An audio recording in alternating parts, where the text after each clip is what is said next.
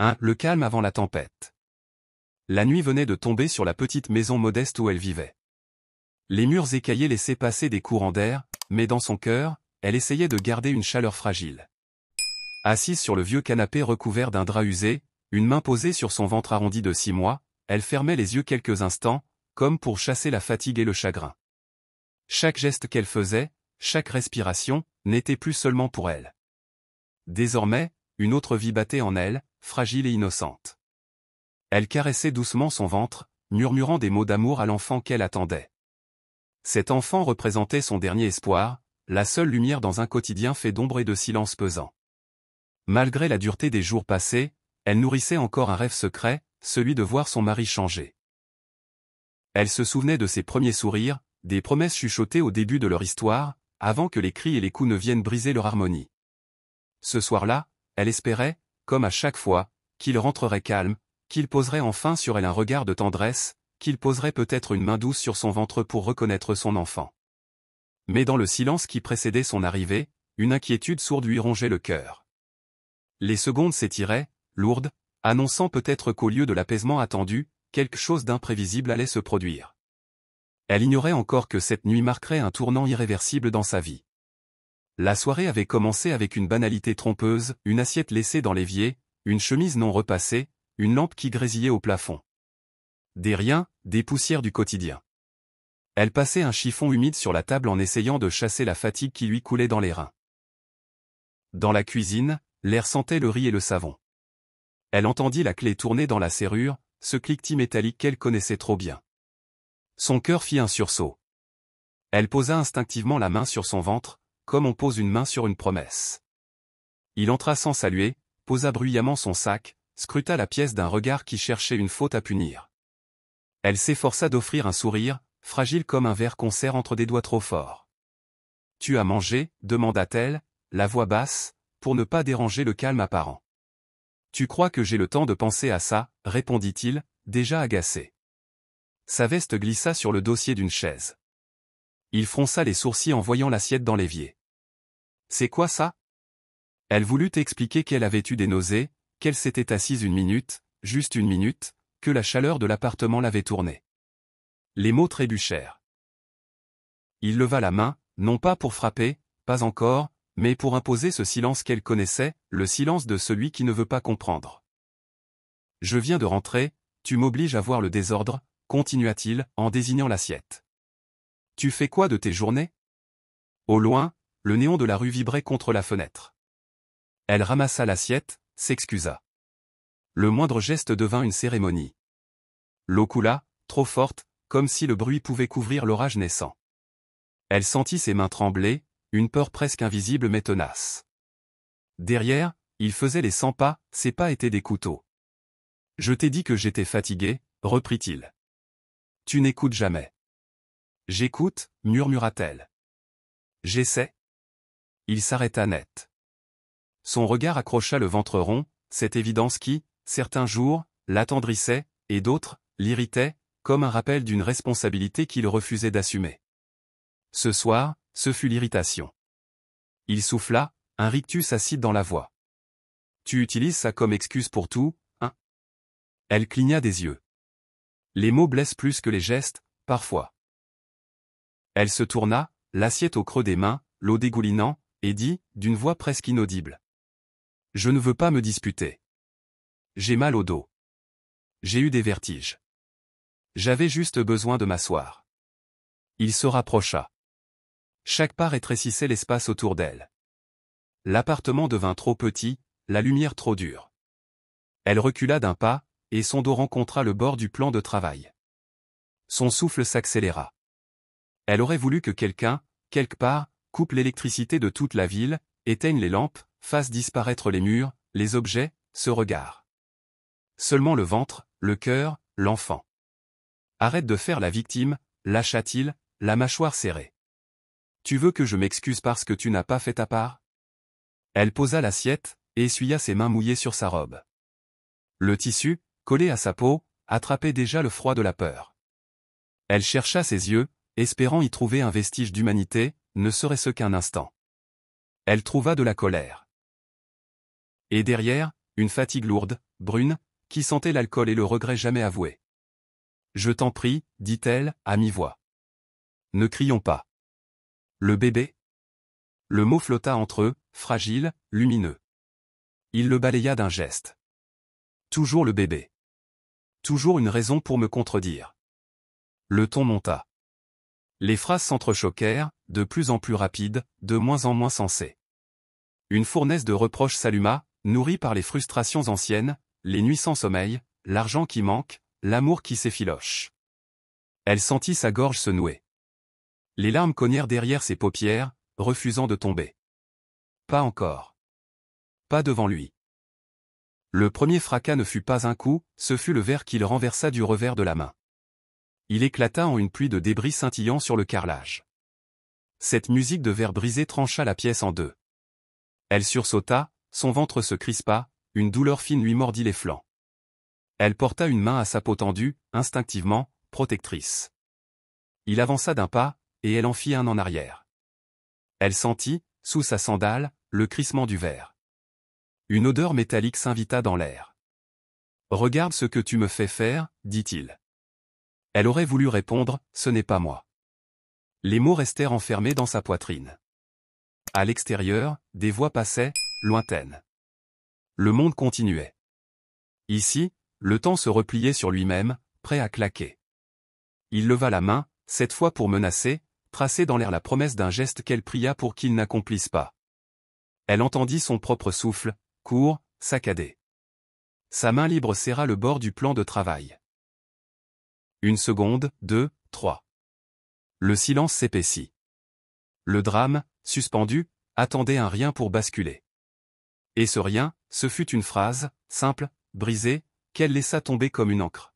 « S'il te plaît, pense à notre enfant. » La pièce retint sa respiration. Puis quelque chose craqua.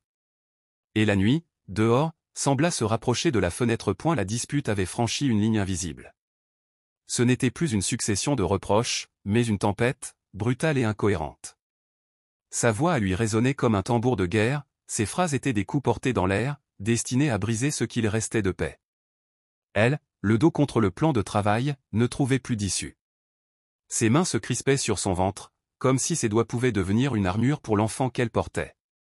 Dehors, la rue vivait encore.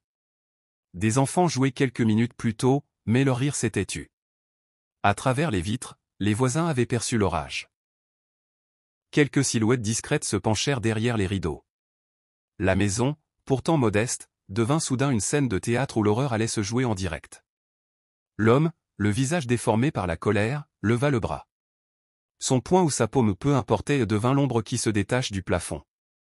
Pendant une fraction de seconde, elle crut qu'il allait s'arrêter. Peut-être que le poids du silence des témoins invisibles le retiendrait.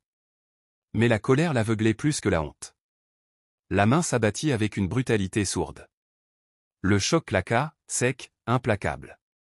Sa tête se renversa légèrement, et une douleur cuisante se répandit le long de sa joue. Le goût métallique du sang monta aussitôt dans sa bouche. Elle chancela, glissa presque, mais resta debout, soutenue par une force qu'elle ne comprenait pas, l'instinct de protéger son enfant. Un murmure parcourut la rue. Derrière une fenêtre entr'ouverte, quelqu'un lâcha un cri étouffé. Un voisin détourna les yeux, incapable de regarder plus longtemps. Une femme mit la main devant sa bouche, horrifiée. Pourtant, personne n'entra, personne n'intervint. La peur d'affronter la violence d'un homme dans sa fureur les clouait à leur maison comme des statues de sel. Elle, les larmes brouillant sa vision, leva les yeux vers lui. Dans ses prunelles brillait à la fois la douleur et un reste de supplication. Elle aurait voulu dire « Regarde-moi, je suis la mère de ton enfant ». Mais les mots moururent dans sa gorge, étranglés par la peur. Tout ce qui comptait à cet instant était la vie fragile qui battait en elle. Son mari, haletant, baissa la main, comme s'il venait de jeter quelque chose qu'il ne pouvait plus reprendre. Le silence qui suivit fut plus lourd que le coup lui-même. Il regarda sa paume rouge, encore vibrante de violence, comme s'il ne comprenait pas ce qu'elle venait de faire. Mais l'orgueil, cette bête implacable, étouffa tout remords immédiat. « Tu me pousses à ça », souffla-t-il, comme pour justifier l'injustifiable. Ces mots, froids et secs, tombèrent dans la pièce comme des pierres.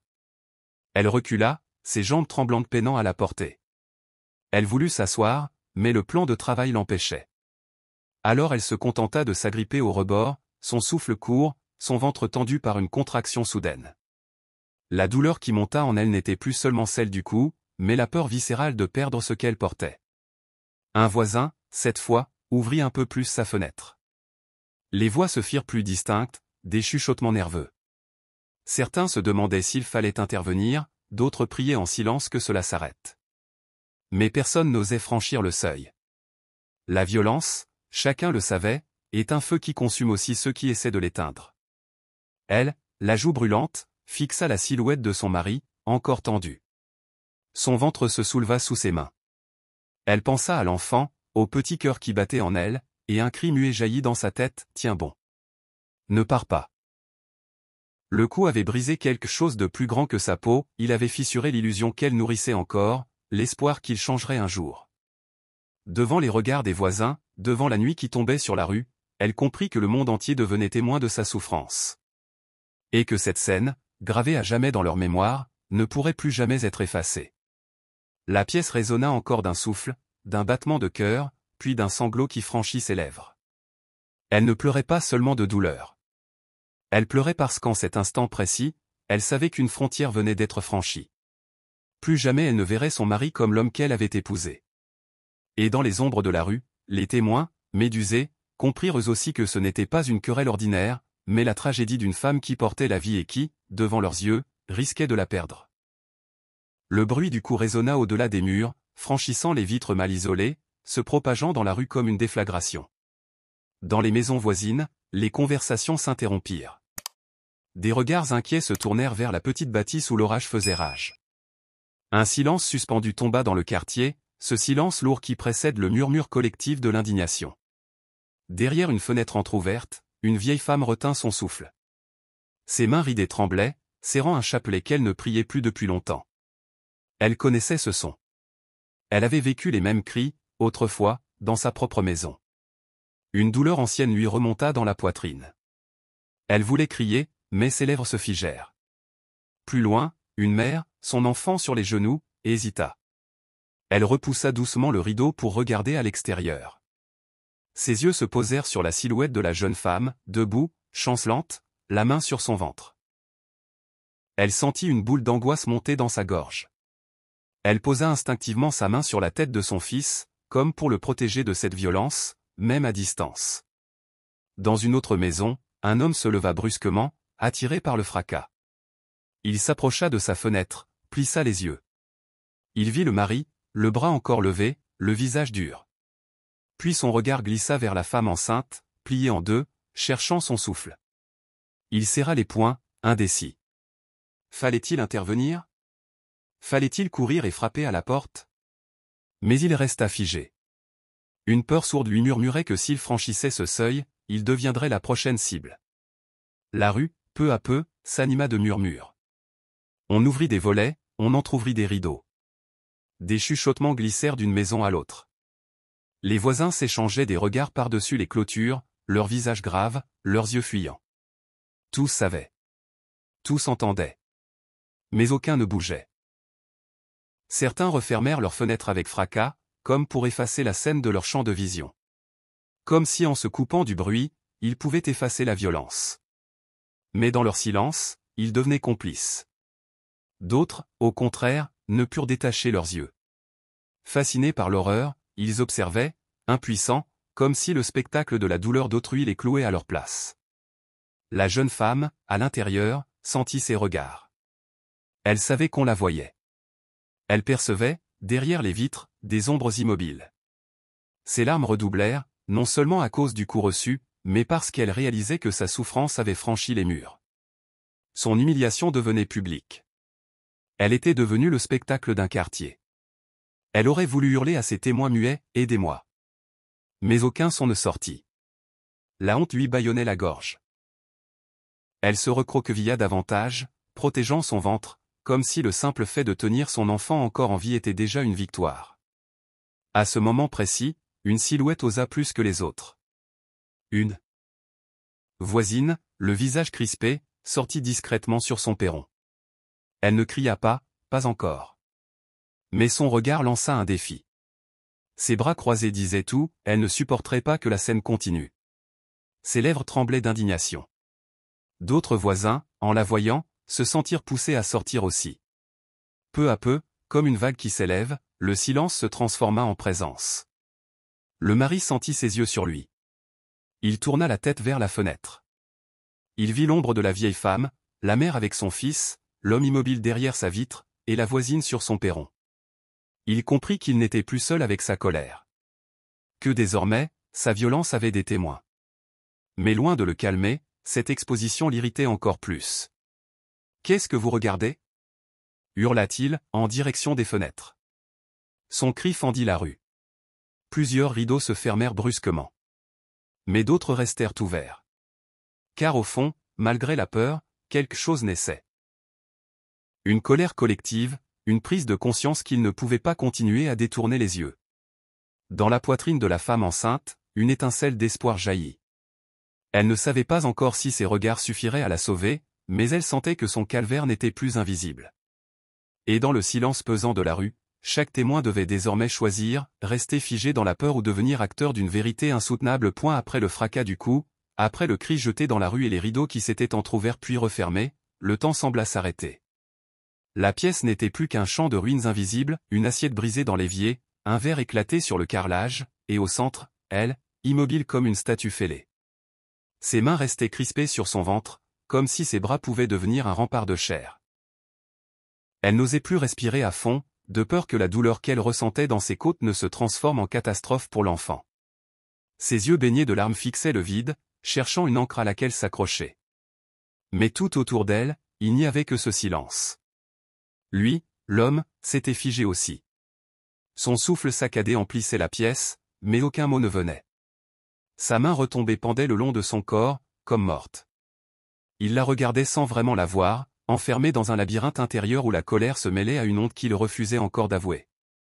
Dehors, les voisins qui n'avaient pas fermé leurs fenêtres se taisaient, suspendus à la scène, incapables de détourner les yeux, mais trop lâches pour intervenir. On percevait le craquement d'un volet, le grincement d'une porte qui hésitait à s'ouvrir, puis plus rien. Ce silence collectif pesait comme une chape de plomb. Elle se laissa glisser à genoux, incapable de tenir debout. Le carrelage froid mordit ses jambes. Son dos se courba, sa tête s'inclina, et ses larmes coulèrent enfin, silencieuses. Chaque goutte qui tombait sur le sol résonnait pour elle comme un aveu. De faiblesse, mais aussi comme un appel muet à la vie. Dans son esprit, 1000 pensées s'entrechoquaient. Et si le bébé souffrait? Et si ce coup avait déjà brisé quelque chose en lui? Elle serra son ventre encore plus fort, comme pour retenir la vie à l'intérieur de son corps. Elle ferma les yeux et murmura à voix basse, presque imperceptible. « Tiens bon, je t'en prie, tiens bon. » Sa voix se perdit dans le silence de la maison. Pas de réponse. Pas de geste tendre. Rien. Seulement ce silence qui n'était pas celui du repos, mais celui d'un gouffre. Son mari, debout, observait la scène. Son visage se contractait. On aurait pu croire que la vue de sa femme effondrée allait réveiller une once de compassion, mais il n'en montra rien. Au contraire, ses yeux s'assombrissaient, comme si ce mutisme environnant, ce vide, l'agaçait plus encore. « Arrête de pleurer » lâcha-t-il enfin, d'une voix sèche. Mais elle ne répondit pas. Elle resta recroquevillée, ses épaules secouées de sanglots muets. Le silence devint alors une barrière, une révolte invisible, puisqu'elle n'avait plus la force de se défendre par des mots, elle choisissait de se taire, de se protéger en repliant son monde autour d'elle et de l'enfant. Dehors, les voisins se regardaient, certains la main sur la bouche, d'autres secouant la tête, mais personne n'osait bouger. Ce silence collectif devenait complice. Dans ce quartier, tout le monde savait désormais. Mais chacun préférait rester enfermé dans son rôle d'observateur impuissant. Les minutes s'étirèrent. Le tic-tac d'une horloge résonnait au loin, accentuant encore ce vide. Elle, toujours agenouillée, finit par s'asseoir contre le mur. Ses mains n'avaient pas quitté son ventre. Ses yeux rougis fixaient le plafond sans le voir. Elle n'espérait plus un geste tendre. Elle priait seulement pour que son enfant survive à ce chaos. Et dans ce silence, une vérité s'imposa à elle. Plus que les coups, plus que les cris, ce qui détruisait son âme, c'était ce mutisme pesant. Cette absence de secours, d'humanité, de bras tendus. Elle comprit que son combat ne serait pas seulement de se relever après la violence, mais aussi de briser ce mur invisible que le silence des autres avait dressé autour d'elle. Elle était restée longtemps repliée sur elle-même, avalant ses larmes en silence, comme si se taire pouvait protéger ce qui lui restait de dignité. Mais à force de serrer les dents, à force de contenir la douleur, il vint un moment où le silence devint trop étroit pour contenir la tempête. Alors, sans qu'elle le décide vraiment, un son jaillit de sa gorge.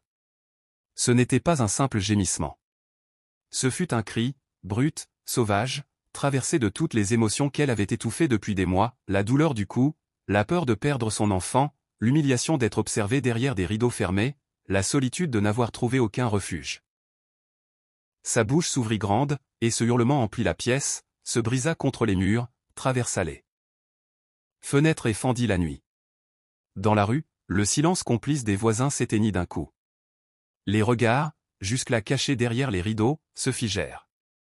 Certains reculèrent, effrayés par la force de ce cri qui n'était plus celui d'une femme en colère ou d'une épouse malmenée, mais celui d'un être humain au bord de l'effondrement, celui d'une mère prête à défendre la vie qu'elle portait, coûte que coûte. Le mari, lui, recula d'un pas. Pendant une seconde, il ne sut pas comment réagir. Ce cri n'était pas un affront, ni une provocation.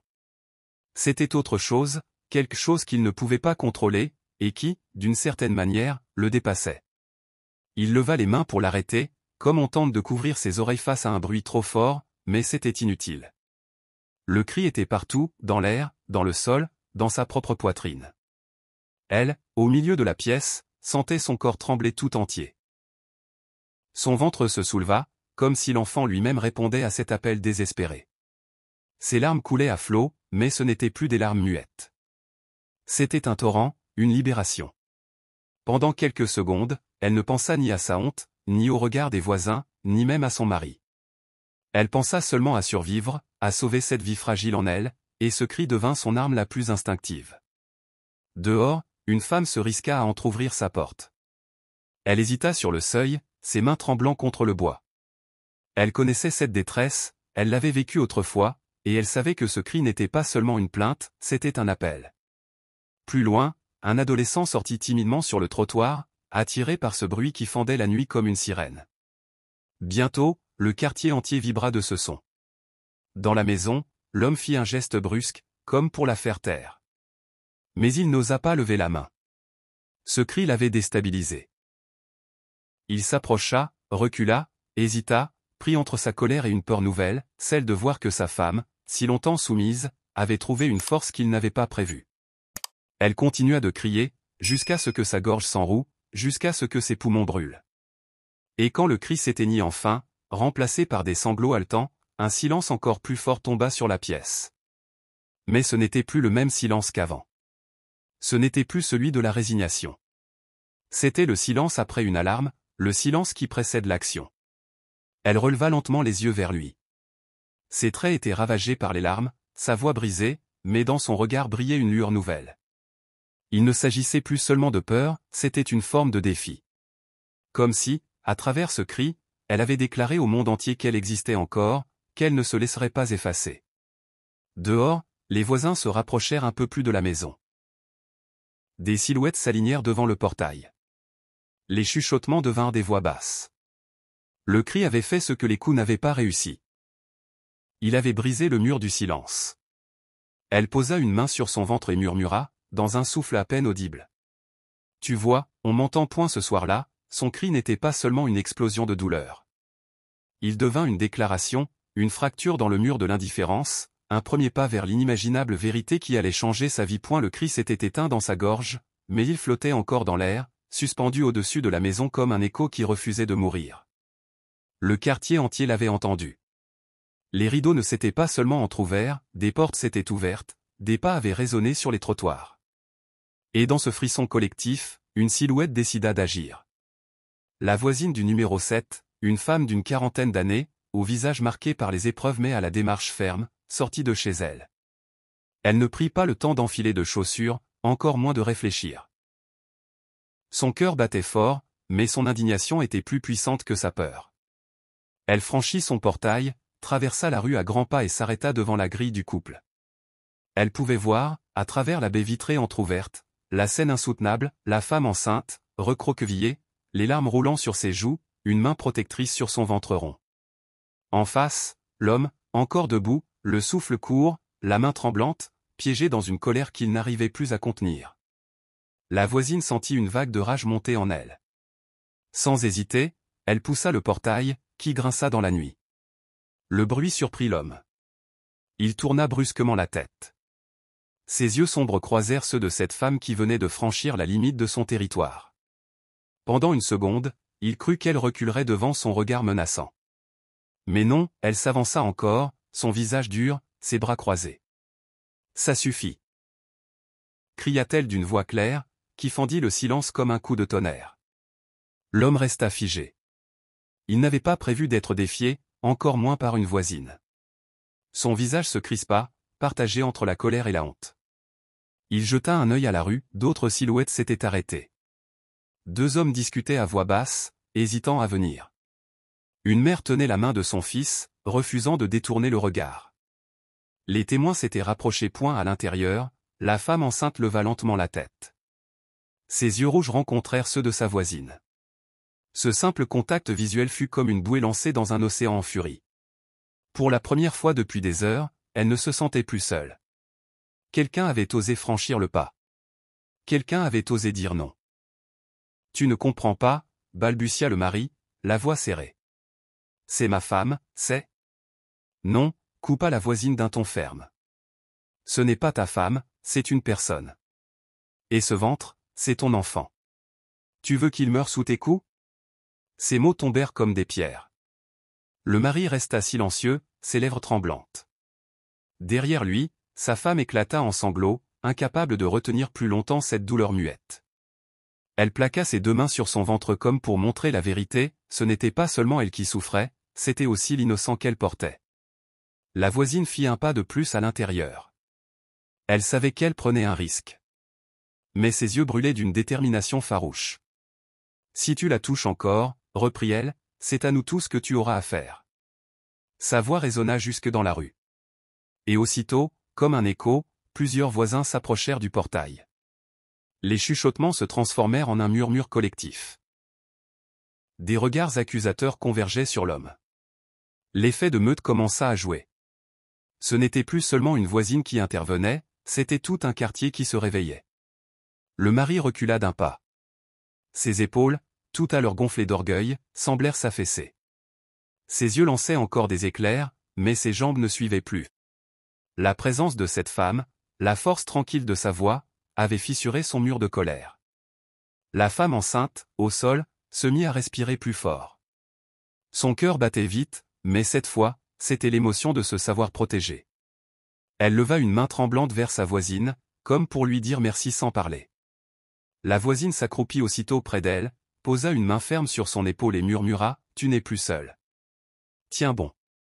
Ce geste simple, ce contact humain, valait plus que toutes les promesses qu'elle avait attendues de son mari. Ce fut l'étincelle d'une nouvelle force. Et dans cette maison où régnaient jusqu'ici les cris et les coups, une vérité éclata enfin, face à la violence, il suffit parfois d'une seule voix courageuse pour réveiller les consciences et briser l'isolement. La tension dans la pièce était devenue suffocante. La voisine s'était avancée, intrépide, et son intervention avait marqué un premier frein à la violence. Pourtant, l'homme restait debout, les poings serrés, son regard dur comme une pierre. On sentait qu'il oscillait encore entre deux pulsions, la rage qui bouillonnait en lui et cette hésitation nouvelle née des témoins qui l'entouraient. La femme, à genoux contre le mur, reprit difficilement son souffle. Ses larmes s'étaient taries pour laisser place à un état étrange, entre la peur et une lucidité glaciale. Elle comprit qu'il fallait agir, qu'elle ne pouvait plus rester simple victime en attendant un miracle. Elle devait trouver les mots, ces mots qui pourraient fissurer son armure de colère. Ses mains se posèrent sur son ventre. Son regard, voilé de fatigue mais vibrant de détermination, se leva vers son mari. Sa voix trembla, mais chaque syllabe portait une gravité que rien ne pouvait masquer. « Si tu continues, c'est ton enfant que tu frappes. » Le silence fut immédiat. Ces mots avaient frappé plus fort que le cri, plus fort que l'intervention de la voisine. Ils résonnèrent dans l'air, simples et implacables. L'homme cligna des yeux, surpris, comme si, dans sa fureur, il avait oublié cette vérité. Son bras, encore tendue quelques instants plus tôt, retomba lentement le long de son corps. Elle continua, d'une voix brisée mais ferme. Tu veux me voir souffrir, mais comprends bien, chaque douleur que tu m'infliges, c'est lui qui la ressent. C'est lui que tu condamnes. Ses doigts caressèrent son ventre rond, et pour la première fois depuis le début de cette nuit d'enfer, un petit mouvement se fit sentir sous sa peau. Elle s'interrompit, émue, posant les deux mains pour envelopper ce sursaut de vie. Ses yeux se remplirent de larmes nouvelles, non plus de peur mais d'un amour farouche. « Tu sens » murmura-t-elle. « Il est là. Il bouge. Il se bat déjà pour vivre. Et toi, son père, tu voudrais lui ôter cette chance avant même qu'il voie la lumière ?» Le mari, ébranlé, recula légèrement. Son regard passa de sa femme effondrée à son ventre arrondi, puis au voisin massé à la fenêtre, témoin silencieux de sa lâcheté. Ses mains tremblaient. Sa respiration devint plus irrégulière, comme si la colère qui l'avait possédé se heurtait enfin à une vérité plus grande que lui. La voisine, toujours à ses côtés, renforça la voix de la femme. « Écoute-la. Regarde-la. Elle ne parle pas seulement pour elle, mais pour ton fils, pour ta fille. Tu veux être l'homme qui tue son propre enfant ?»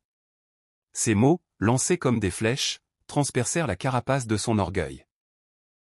Il détourna les yeux, incapable de soutenir plus longtemps ses regards. La femme, rassemblant ses dernières forces, se redressa un peu. Sa main resta collée à son ventre, comme si ce geste pouvait réellement servir de bouclier entre l'homme et l'enfant. Et dans un souffle, elle répéta. « C'est lui qui me protège. Tant qu'il est là, je tiendrai. Mais si tu le détruis, tu me détruis aussi. » Ces paroles avaient la force des vérités irrévocables. On sentait que tout, désormais, allait basculer. Le mari, pris d'un vertige, porta une main à son front. Ses yeux s'embuèrent d'un éclat qu'on n'aurait jamais cru voir, celui du doute, peut-être du remords. Sa stature vacilla, comme si la simple mention de son enfant avait fissuré le monstre en lui pour laisser entrevoir l'homme enfoui. Dans la rue, les voisins retinrent leur souffle. La scène n'était plus seulement celle d'une femme battue. C'était celle d'une mère qui, avec la seule force de son ventre, de sa voix et de son amour, tenait tête à la violence. Son enfant, encore à l'abri dans son corps, devenait son arme la plus puissante, son dernier rempart. Et dans ce face-à-face fragile, on comprit que ce n'était plus seulement une lutte pour sa survie, mais une lutte pour deux vies entremêlées, unies dans la même détresse et dans la même résistance. Ces mots avaient frappé plus durement que n'importe quel cri. Dans la pièce saturée de tension, on aurait pu entendre tomber une épingle. Le mari, encore debout face à elle, ne bougeait plus. Son bras, qui avait été si prompt à se lever, pendait le long de son corps comme une branche morte. Son souffle, saccadé jusque-là, se calma peu à peu. Dans ses yeux, une lueur étrange apparut, vacillant entre la colère et une révélation soudaine. Il vit alors ce qu'il n'avait pas voulu voir, le ventre arrondi de sa femme, cette preuve vivante de sa paternité. La main qu'elle y posait avec fébrilité. Le mouvement subtil, à peine perceptible, qui indiquait que l'enfant répondait, lui aussi, à cette tempête. Et dans ce silence, ses propres mains se mirent à trembler. Il fit un pas en arrière. Le parquet grinça sous son poids. On aurait dit qu'il reculait non pas seulement devant sa femme, mais devant lui-même, devant ce qu'il venait de devenir. Ses yeux cherchaient une échappatoire, comme si les murs rétrécissaient pour le forcer à se confronter à sa propre monstruosité. Les voisins, massés derrière les fenêtres, ne perdaient pas une miette de la scène. Certains échangeaient des regards lourds de jugement. D'autres secouaient la tête, consternés. Ils voyaient l'homme chanceler, sa colère se fissurer, et la honte le gagnait peu à peu. Sa femme, toujours au sol, osa lever les yeux vers lui. Ses joues ruisselaient de larmes, mais dans ses prunelles brillait une force nouvelle. Elle n'avait pas reculé. Elle n'avait pas fui. Elle avait utilisé la seule arme qu'il ne pouvait briser, leur enfant. Et cette vérité l'avait ébranlé plus sûrement que la main de n'importe quel voisin. « Tu comprends maintenant » souffla-t-elle d'une voix rauque. « Ce n'est plus seulement moi que tu détruis. C'est lui. » Ces mots résonnèrent comme une sentence. L'homme porta les mains à son visage. Ses épaules, qui avaient toujours été carrées, prêtes à dominer, s'affaissèrent comme sous un poids trop lourd. Il recula encore, butant presque contre le mur derrière lui. Ses doigts tremblaient tellement qu'ils échappaient à son contrôle. Le silence, d'abord glacial, devint presque solennel. La voisine qui s'était interposée croisa les bras, fixant l'homme avec une sévérité implacable. Ses yeux disaient « On t'a vu. Tu ne pourras plus jamais effacer ça. » Et cette idée, peut-être plus que tout le reste, le fit chanceler. Il tourna lentement la tête vers la fenêtre. Il distingua les silhouettes entassées, les regards braqués sur lui. Des dizaines d'yeux le condamnaient sans un mot. Il n'était plus le maître de la maison, il n'était plus l'homme respecté du quartier. Il n'était qu'un bourreau mis à nu, jugé par la communauté qu'il avait voulu ignorer. Un vertige l'envahit. Ses mains tremblaient toujours. Il fit un pas de côté, cherchant l'air. Pour la première fois, il sembla avoir peur, non pas de sa femme, non pas des voisins, mais de lui-même. Comme si la violence qu'il avait toujours justifiée venait soudain de lui apparaître dans toute son horreur. La femme enceinte, haletante, ne dit plus rien. Elle le fixait, immobile, consciente qu'un basculement s'opérait. Le monstre qui avait levé la main n'était plus là. Devant elle se tenait un homme désarmé, presque fragile, assommé par le poids de son propre geste. Le retournement était là, l'équilibre des forces venait de changer. Elle, si longtemps réduite au silence, venait de reprendre un pouvoir qu'il croyait lui avoir arraché. Et lui, autrefois sûr de sa domination, découvrait que la peur avait changé de camp. Dehors, la rue retenait son souffle. Tous attendaient le prochain geste, la prochaine parole. Mais rien ne vint. Le mari recula encore d'un pas, les bras ballants, le regard fuyant. Il n'avait plus de voix. Plus d'armes. Plus d'excuses. Seulement cette conscience lourde, insupportable, il venait de franchir un point de non-retour. Et dans ce silence transformé, chacun comprit que rien ne serait plus jamais comme avant. Point dans la rue, l'air vibrait encore du cri qui avait traversé la maison et du silence pesant qui lui avait succédé. Mais déjà, quelque chose changeait. On n'était plus dans la curiosité muette des regards derrière les rideaux, peu à peu, les portes s'ouvraient, les pas résonnaient sur le bitume, les chuchotements s'épaississaient en un murmure collectif. Un vieil homme, appuyé sur sa canne, sortit le premier. Ses yeux fatigués brillaient d'une tristesse lourde. Il avait grandi dans une époque où l'on tolérait tout au nom du secret des familles, mais ce soir-là, il comprit que se taire revenait à être complice. Derrière lui, deux adolescents curieux s'arrêtèrent, leur téléphone à la main, prêts à filmer l'inimaginable. Puis vinrent les mères, inquiètes, serrant leurs enfants contre elles comme si la violence pouvait jaillir des murs et contaminer la rue entière.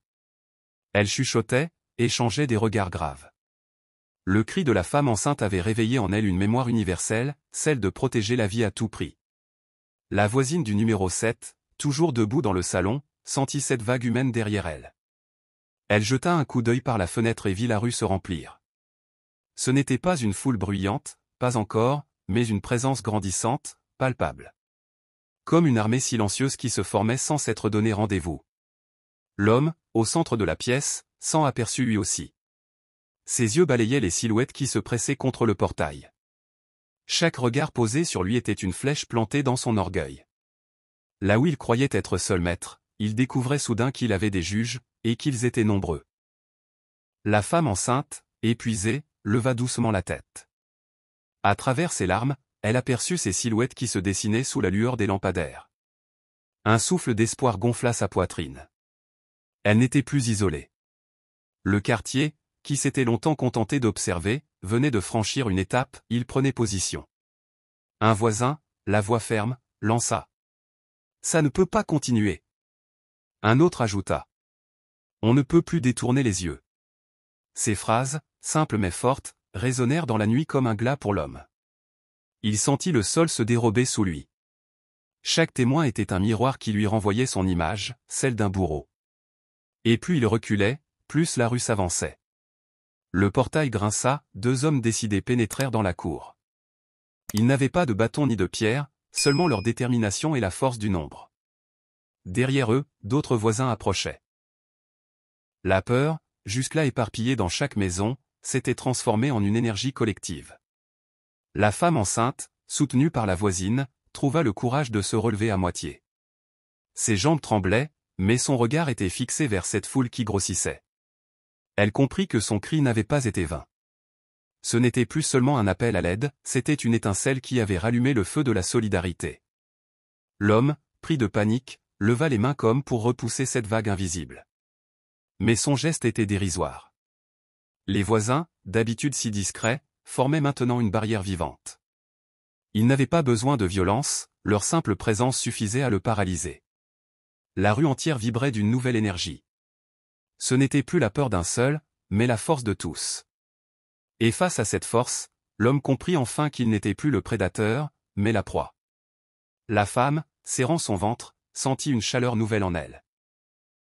Pour la première fois, elle n'était plus seule contre lui. Elle avait une armée derrière elle, une armée née de son cri et de sa douleur. Et ce soir-là, au milieu de la nuit, un quartier tout entier choisit de se rassembler pour dire non à l'injustice. La rue, désormais, ressemblait à une assemblée improvisée. Les visages s'étaient accumulés derrière le portail, certains encore hésitants, d'autres déterminés. Les chuchotements s'étaient tus, remplacés par un silence chargé de jugement. Chaque souffle, chaque regard, pesait comme une condamnation. L'homme, toujours debout au milieu du salon, scrutait cette foule croissante. Ses mains tremblaient malgré lui.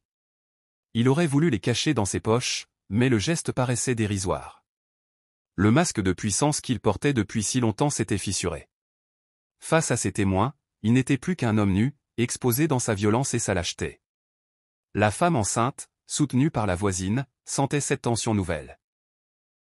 Ses jambes vacillaient encore, mais elle trouva la force de se redresser davantage. Son visage portait les marques de la douleur. Et des larmes, mais ses yeux brillaient d'une lucidité nouvelle. Elle comprit que quelque chose avait changé, ce n'était plus seulement son combat. C'était devenu celui de tout un quartier. Un voisin, un grand gaillard aux épaules larges, franchit le portail. Sa voix tonna, ferme et claire. « Assez.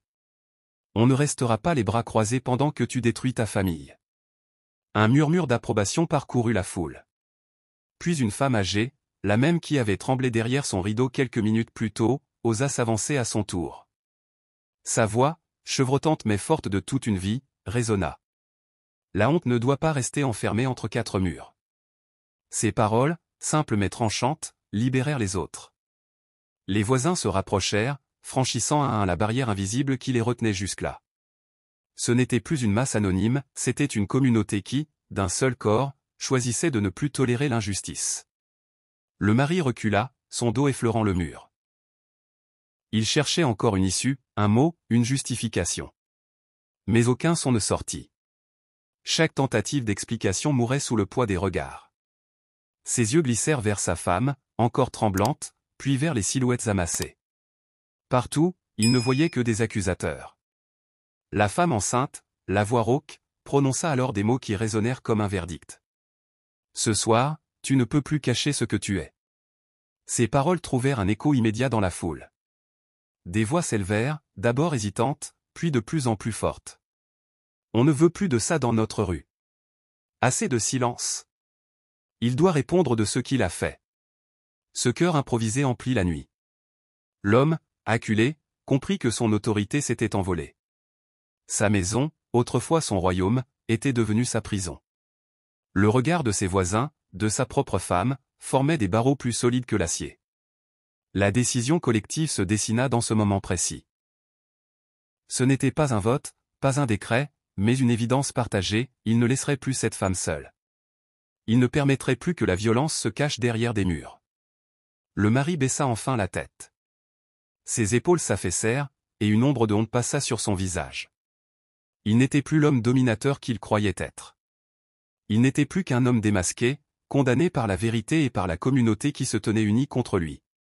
Dans la poitrine de la femme, un souffle nouveau passa. La douleur n'avait pas disparu, mais une certitude grandissait, elle n'était plus invisible. Elle n'était plus seule dans la nuit. Et ce soir-là, dans cette rue ordinaire, les voisins comprirent que leur silence pouvait tuer, mais que leur unité pouvait sauver. Le cercle humain qui s'était formé autour de la maison pesait comme une muraille. L'homme, prisonnier de ses propres murs, le dos collé au salon, sentait ses jambes trembler malgré lui. Les regards, lourds de reproches, le transperçaient de toutes parts. Il aurait voulu crier, se justifier, dire que tout cela n'était qu'un malentendu, mais sa gorge restait sèche. Aucun mot n'avait le pouvoir de dissoudre ce qu'ils avaient tous vu. La femme enceinte, soutenue par la voisine, respirait avec difficulté mais se tenait debout. Chaque souffle lui arrachait une douleur, mais son ventre, son enfant, lui donnait la force de rester droite. Elle fixait son mari, non plus comme l'homme qu'elle avait aimé autrefois, mais comme un étranger qu'elle ne reconnaissait plus. Dans ses yeux, il y avait encore des larmes, mais aussi une lueur nouvelle, la certitude qu'elle ne retournerait pas dans le silence. Le silence collectif dura encore quelques secondes, puis un voisin s'avança. Sa voix fut tranchante. Tu as deux choix. Soit tu assumes ce que tu as fait et tu changes, soit tu pars d'ici. Les mots tombèrent comme un coup près. La foule approuva d'un murmure. L'homme, abasourdi, regarda tour à tour les visages qui l'entouraient. Tous attendaient. Le quartier, uni, le poussait dans un coin qu'il ne pourrait plus fuir. Il porta ses mains à son visage, tira sur ses cheveux, comme un fauve enfermé dans une cage. La honte le dévorait, mais son orgueil refusait de se briser complètement. Ses yeux glissèrent vers sa femme, le ventre rond, la main protectrice posée dessus. Une image s'imposa à lui, ce ventre qu'il avait menacé de ses coups n'était pas seulement chair. C'était la vie qu'il avait contribué à créer. Et soudain, cette pensée le foudroya, il n'avait pas seulement frappé une femme, il avait failli tuer son propre enfant. Il recula, chancela, puis fit un pas vers la porte. Certains voisins se raidirent, pensant qu'il allait fuir. Mais il s'arrêta, la main sur la poignée, incapable de la tourner. Son regard était perdu, ses yeux rougis. On y lisait la panique de celui qui se rend compte qu'il a franchi une limite irréversible. Je ne voulais pas, balbutia-t-il enfin. Mais sa voix était si faible qu'elle se brisa dans l'air. Personne ne fut ému. Car les excuses venaient trop tard, et les blessures restaient béantes. La femme, épuisée mais droite, prit la parole. Sa voix tremblait mais portait loin. Tu ne reviendras plus vers moi comme avant. Tu ne seras plus jamais celui que j'attends. Ce que tu as détruit ce soir, ce n'est pas seulement ma confiance, c'est ton rôle de père. Chaque mot était une gifle plus dure que le coup qu'il avait donné. L'homme baissa la tête, incapable de soutenir son regard. Alors, la décision se fit, non pas par lui, mais par le cercle qui l'entourait. Des voisins avancèrent de quelques pas, fermant l'espace autour de lui. Ils n'avaient pas besoin de le frapper, ni de l'insulter. Leur simple présence le poussait. Vers l'extérieur, vers la nuit. Il finit par ouvrir la porte, chancelant. Ses pas lourds résonnèrent sur le perron. La rue entière le regarda s'éloigner, silhouette brisée disparaissant dans l'obscurité. Personne ne l'arrêta. Personne ne le retint. Car tous savaient que la réparation, désormais, ne pouvait plus venir de lui. À l'intérieur, la femme se laissa tomber sur une chaise. Ses mains caressaient son ventre, ses yeux clos laissaient couler des larmes de fatigue. La voisine resta près d'elle, posant une main protectrice sur son épaule. Dans le silence revenu, une vérité résonna, ce soir-là, il avait choisi la fuite. Et elle, malgré la douleur, avait choisi la veille. Et la nuit s'était terminée dans un silence étrange, un silence qui n'avait plus rien à voir avec celui de la peur. La maison, vidée de l'homme qui l'avait transformée en prison, respirait enfin. Les voisins, l'un après l'autre, s'étaient dispersés, mais ils avaient laissé derrière eux une promesse.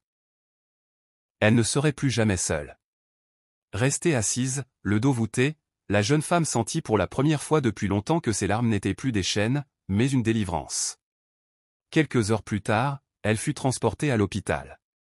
Les secousses du cou l'avaient inquiétée, et malgré sa résistance, la voisine insista. Dans la lumière froide des néons, allongée sur le lit blanc, elle crut un instant s'effondrer. Mais lorsque la sage-femme posa doucement la sonde sur son ventre, un son emplit la pièce, le battement régulier, rapide, du cœur de son enfant. Ce rythme, comme un tambour de guerre, brisa les dernières chaînes de sa peur. Elle ferma les yeux et se laissa envahir par cette mélodie de vie. Elle était encore meurtrie, son visage portait la trace des coups, ses côtes la lançaient à chaque respiration. Mais ce battement lui disait que, malgré la violence, la vie tenait bon. Et que désormais, elle n'avait pas seulement à survivre, mais à renaître. L'infirmière, une femme au sourire bienveillant, posa une main sur son épaule. Vous et votre bébé est hors de danger. Vous êtes forte, très forte. Ces mots, simples, résonnèrent en elle comme une vérité nouvelle. Elle avait toujours cru sa force enfouie, invisible, étouffée par les cris et les humiliations. Mais ce soir-là, elle découvrait que sa force avait survécu, intacte, sous la poussière des blessures. Dans les jours qui suivirent, elle resta à l'hôpital, entourée de regards bienveillants. La voisine venait chaque matin, apportant des vêtements propres, des repas chauds. Les voisins, autrefois silencieux, déposaient des fleurs, des mots, comme pour réparer leur indifférence passée. Elle comprit alors que sa souffrance avait réveillé quelque chose de plus grand qu'elle, une conscience collective, une solidarité qu'elle n'aurait jamais imaginée. Chaque soir, avant de s'endormir, elle posait ses mains sur son ventre et murmurait à son enfant. « Nous avons survécu. Et nous allons vivre, librement. » La renaissance ne se fit pas en un instant. Elle fut lente, douloureuse, parsemée de cauchemars où le bruit d'une main levée la réveillait en sursaut. Mais à chaque réveil, elle trouvait la force de sourire en sentant les petits coups de son bébé contre sa peau. Comme si, déjà, il l'encourageait à tenir debout. Un matin, elle se leva, ses jambes encore fragiles, et se regarda dans le miroir accroché au mur de la chambre d'hôpital. Son reflet lui renvoya une image qu'elle n'avait pas vue depuis longtemps, une femme digne, le dos droit, les yeux fatigués mais ardents. Ses blessures physiques disparaîtraient avec le temps. Mais sa force nouvelle, elle le savait, resterait gravée en elle à jamais. Elle ne serait plus jamais cette épouse soumise qui espérait des gestes de tendresse d'un homme violent. Elle devenait une mère, une protectrice, une survivante. Son enfant serait son flambeau, le témoin de sa renaissance. Et lorsque l'infirmière lui annonça qu'elle pouvait rentrer, elle n'eut pas peur. Elle ne rentrait pas dans une maison vide. Elle rentrait dans une vie nouvelle, où chaque pas serait un choix de liberté. Les jours qui suivirent furent un long voyage vers elle-même. Elle quitta l'hôpital avec une démarche hésitante, ses côtes encore douloureuses, mais le cœur battant d'une force qu'elle ne soupçonnait pas. Le quartier, témoin de son calvaire, l'accueillit désormais avec un respect nouveau. Là où autrefois les regards se détournaient, elle voyait désormais des sourires timides, des gestes de solidarité, une voisine qui déposait un repas, un vieil homme qui proposait de porter ses courses, des enfants qui venaient frapper à sa porte pour prendre de ses nouvelles. L'homme, lui, avait disparu dans la nuit, fuyant ses responsabilités et sa honte. Personne ne savait vraiment où il était parti, mais plus personne ne cherchait à le couvrir. Sa fuite avait scellé son rôle, non plus comme mari, mais comme lâche. Ce départ, loin d'être une perte, fut pour elle une délivrance. Il laissait derrière lui un vide qu'elle pouvait enfin remplir de liberté. La maison, qui avait été le théâtre de sa douleur, devint l'espace de sa reconstruction. Chaque pièce portait encore l'écho des cris, mais elle y fit entrer la lumière. Elle ouvrit grand les fenêtres, laissa le vent emporter les ombres. Dans le salon où il avait levé la main, elle installa une chaise berçante, et chaque soir, elle y parlait doucement à son enfant, transformant cet endroit en sanctuaire d'amour. L'inimaginable vérité, elle la comprit peu à peu, au lieu de s'effondrer, elle avait choisi de se relever. Là où tant d'autres auraient sombré dans le désespoir, elle avait trouvé dans son ventre rond la raison de continuer. Ce bébé, fragile et invisible encore, avait été son bouclier et sa force. Grâce à lui, elle avait crié, elle avait résisté, elle avait survécu. Un matin, alors qu'elle caressait son ventre arrondi, elle sentit un mouvement plus fort qu'à l'accoutumée. Une petite poussée vigoureuse, comme si l'enfant lui-même lui disait « Je suis là, et je me bats avec toi ». Elle éclata en larmes, mais cette fois des larmes de joie. Elle sourit, les yeux tournés vers le ciel. Les voisins la regardaient désormais avec admiration. Elle était devenue, malgré elle, un symbole de courage. Son histoire circulait de bouche en bouche, non pas comme une rumeur, mais comme une leçon. On disait, elle a crié, et grâce à elle, nous avons compris. Le quartier avait appris que le silence tue, et que l'unité sauve. La femme, transformée, décida qu'elle ne cacherait plus jamais ses blessures. Elle parlerait, pour elle et pour toutes celles qui n'avaient pas encore trouvé leur voie. Elle n'était plus seulement une victime. Elle était une survivante. Une mère qui allait mettre au monde un enfant porteur d'une vérité plus grande que la peur, la vie peut renaître des cendres de la violence. Et lorsque vint le jour de la naissance, son cri de douleur fut accompagné d'un éclat de rire. Parce que cette fois, ce cri n'était plus celui du désespoir, mais celui de la vie qui triomphe. Elle serra son bébé contre elle, ses yeux brillants d'une fierté nouvelle. L'inimaginable vérité, c'était cela, elle n'avait pas seulement survécu. Elle avait reconstruit son destin. Et désormais, chaque pas qu'elle ferait ne serait plus dicté par la peur d'un homme, mais par l'amour indestructible d'une mère pour son enfant. Abonnez-vous maintenant, cliquez sur le bouton « J'aime » et dites-nous en commentaire de quelle ville vous regardez cette vidéo.